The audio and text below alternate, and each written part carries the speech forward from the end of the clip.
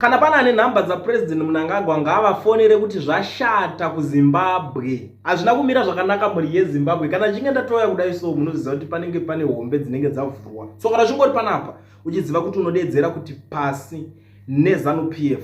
Tanga nekulaika this video right now kuitira kuti ZANU-PF yacho iboikane isvotwe kusvika yabva. Nasi panapa regedzai tingoti kana muri kudhuze napresident Mnangagwa ameno kuti muchavapa mvura yakawanda yekuti vamwe here kana kuti muchaita zvekuva comfort how, because the situation in Zimbabwe right now is very tense.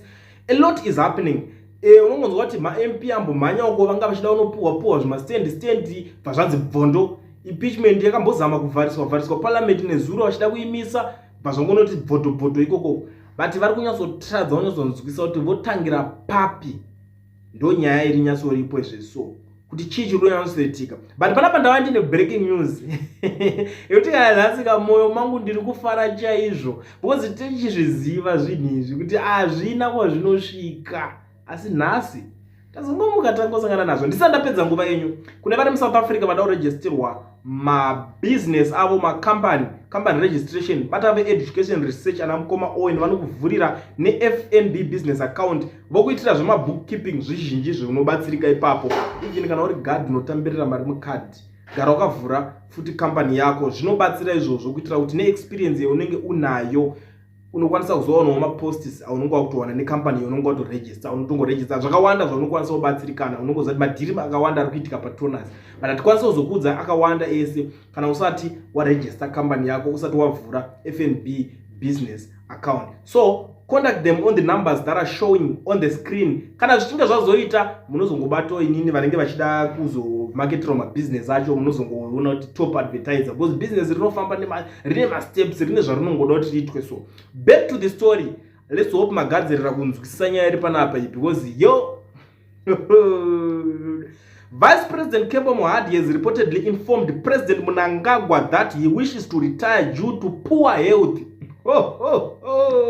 That Roni vaMohadi vada kuretire apa vaMnangagwa vari kuUganda izvo. So vakasiya vatoti acting president ndiMohadi, meaning havasi kutrusta kuti vasiye VP Chiwenga varipo pachigaro. Unongozva Zimbabwe because Mohadi takamutarisa he is someone who last time akatomboresigna akasiyana nazvo. This time around akudzoka neanother decision kuti utano hwangu inini huri puwa ndakuda kudzokera kuti nditese ndike ndichisiya basa. You know, people like Mohadi vanotanga vanenge vachifoswa. So even maZimbabweans tinombobvunza most of the times, hatinawo here mavice president vechidiki, hatinawo here mavice president vachiri healthy vari vibrant, mavice president vanokwanisa kunge vanongonzwisisa vanokwanisa kurelata nekwakwenda nyika. So vanokwanisa kurelata even netechnology kwakwenda zvinhu. So imagine these days tichiswera tichiudzwa nyaya nemunhu akaita sachinamasa achitindagadzira technology yekuti tibate maghost account zvinosekesa. So unotaura kuti nhaye nachinamasa muri kuudza zera ripi?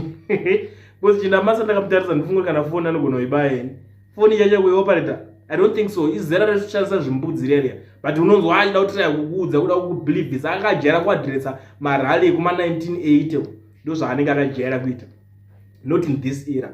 Anenge atori mafanizi chaiwo anenge achita. Saka ndo nyaya iri kunetsa chakaita kuti vaChiwenga vasasiyiwa vari pachigaro. Inini ndakazvitarisa hangu personally, inini ndakaona kuti ngenyaya yekuti vari kutya kuti this man anything can happen. No unozongonzi hai tikwamatoenda ikoko ndo kwatoperera basa renyu muri ikoko, makatodzoka kunoku mutori nenyaya yakati totimbokubatai nayo. You know, something like that can happen at any given time. Because imagine kuti munhu akaita saSanyatwe akangobviswa kugeneral kwangari kuiswa kuminister of sports. Iwo rume wacho vari kuita zvinorova kumana kuti sport ndo department yakaonekwa irangana basa. Pakamboiswa mumwe munhu asina kana chaanoziva cast asina kana chakamboita kana hwani kusports ndiye akangokandwa ikoko. Munhu wese anenge achida kungokandwa ko anenge chingonzi tingonziwo tinaye mubasa ndoko anongokandwa kusports. Kwakabva ngokukandwa Sanyatwe. Amene Sanyatwe akambotawo zvebhora ku ami amene kuti ane chaanoziva nezvebhora kuti amene kuti what kind of bhora raanoziva, what kind of kana zvekuswima kana zvechii.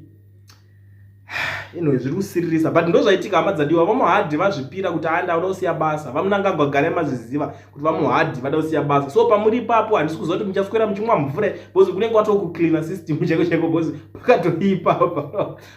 Makusara naChiwenga ari 1 And the other thing chautoitika mufa watsvaga umwe comrade akarwa hondo since munongoda kungotongana vanhu vakaenda kuhondo chete unoda kutotsvaga umwe comrade futi akarwa hondo kana kuti hamene mune makushisa hani second vice president umwe vice president papapa because ndakanzwa kuti Tagwirei akabva atoiswa mucentral committee ka ada kubva atononzi futi mupolitburo fe achingodaro chete zvake zvatoita vanzi because what I heard is that these guys, they are paving a way for Kuda Tagwirei to become the next president of Zimbabwe. That's what I heard. But anyway, it's a topic for another day. Tozoitaura hama dzangu, tozoitaura nyaya iyo. Zvamanje manje, daungokusiya mchiterero zvekutaura vamwe venyu muzondudzo imimiwo kana munenge mune something to say ndozoti mune zvipo zvekupopota my fellow Zimbos. Ngatisangane, number idzo ndasiya. Vanhu doisa ma WhatsApp audios. Faster zveso because a lot is happening in our country. Kuleni kuri seba kuripo. Yeah, pane audio yandanzwa umwe baba wangu achitaura, baba wangu truck driver wangu achitaura kuti vane matambudziko vari kusangana nawo munzira. Sa truck driver. Chinhu chandiri kuti ndivayeuchidzewo zvangu. Dambudziko ravo rinogadzirika chete kana hurumende iripo yabva. Ndo chinhu chandingada kutovataurira. Hapana chinhu chinogadzirika nawo kana hurumende iripo ichitonga, nekuti ndiyo ikatoisa mapolicies iwayo ekuti itorere vanhu mari, ende ndo nzira yavo yokutotorera vanhu mari, ende vakatozobloka zvokuti vasatore mari haisisiri hurumende chaiyo yakanga yagadzirwa naMnangagwa kuti itorere vanhu mari. Saka paya ana nyoka yamabhunu, ana baba Mudhara, Geza vakati ngatiunganei tese musi wa31 tigadzire chinhu ichi. Imi matruck driver makaramba muchidriver muchishanda nemusi wa31 muchitransporta zvamaitransporta, nhasi uno modzoka futi makuchema kuti tanyanyirwa murodhi umu. Handione zvine sense. Matruck driver makaudzwa kudhara kuti vakomana pakai musi wa31. Vamwe takavaona shuwa mubhodha umu vachitogadzira mapepa kuti vapinde munyika vaende kuZimbabwe nenzira iri kutaurwa nzvimbo mirai kufamba, havana kuzviteerera izvozvo. Nhasi uno munouya muchichema futi kuti aiwa mari yatikurohwa munzira yakanyanya. Vano Zimbabwe munomboda chiko chaizvo chamunoda imimi chii? Chamunoda kubatsirwa nacho imi chii? Kana chamunoda kuzozobatsirawo mega chiko? Nhamo yakudhiraivha yekusingaiti. Saka baba vari kutaura zvekuti hanzi tanzwa nokutorerwa mari munzira. Hongu zvinorwadza, asi option makaipiwa makaramba kuiteerera. Nhasi uno maakutaura kuti hanzi zvinhu zvaoma, mari yatikutorerwa munzira. Vaona hurumende yaMnangagwa ikasatotora mari haisi hurumende. Ngandikutaurire chokwadi wakomana. Ikasatotorera vanhu mari nenzira iri kutora nayo paizvino haisi hurumende. Zvokuti vandodzoka kumabhosi avo vachitoudzwa kunzi sei musiri kutora mari. Ndikuda mari yakati nhasi. Vanotozvipanikirwa izvozvo. Mumwe munhu andozviumburukira izvozvo. Zvekuma 1 hour achinzi hauna kuuya nemari. Or else 2 weeks usingaende paroad wosuspendwa kuti hauna kuuya nemari sei. Saka ndo zvitoripo. Saka baba imi zvamuri kutaura kuti hanzi tanzwa nemunzira muri kutorerwa mari, dai makateerera musi wa31 dai zvese zvisipo. Angave mavhenda, angave madriver, angave mataxi driver, angave makombi drivers, angave mabus drivers, wese munhu ari kuita chinhu chaari kuita uchinetseka kuti mari yauri kubhadhara yakawanda. Forget and smile kuti muhurumende yamuri kudyira nayo muchazotaura ikakunzwisisai. Never. Muchatambudzika kusvika makaitawo zvatiri kuita isusu kuti usiyane nazvo. Maybe hamusati marwadziwa kumana. Ngandikutaure chokwadi, hurumende iripo iyi ndosaka no, ngatichinjai mutungamiri tiise munhu anoziva zvido zvevanhu, munhu anonzwira tsitsi vanhu. Imi makati tana kumiomesa gotsi muchiita sekunge makadzidza stereki, muchizvitange makaenda kuchikoro yeti makaenda ku O level yacho vamwe makaifoira, hamene kana makaipasa vamaenda ku A level unonzi kuchi ndokuchiko A level. Zvino muri kutadza kutaridza kufunda kwenyu, mukutokundwa kupusa mukutokundwa kubara nevanhu vasina kutoenda kuchikoro. Saka mucharamba muchinetseka. Mabasa amuri kuvhaira nawo iwaya muchiti muri madhiraivha muchatoguma mamasiya matoona kuti hazvichabhadhari. Imagine uri kubhadhara mari inodarika $200 kuti usvike kuZimbabwe, usvike muHarare, uchimbotambira mari. Ende mari yacho haisi kubva kukampani, iri kubva kumukadzi wako sometimes. Utozofona kuti amai nditumiriwe mari ndibhadhare mapurisa, mota yabatwa. Muchazvirega vadhiraivha, pfungwa dzenyu dzakadhakwa, hamusapote chinhu ichi, muchavhurika henyu pfungwa. Matombowana munhu ari kuti vakomana ngatiitei zvakadai, ngatiitei takadai, imi muri kuomesa musoro.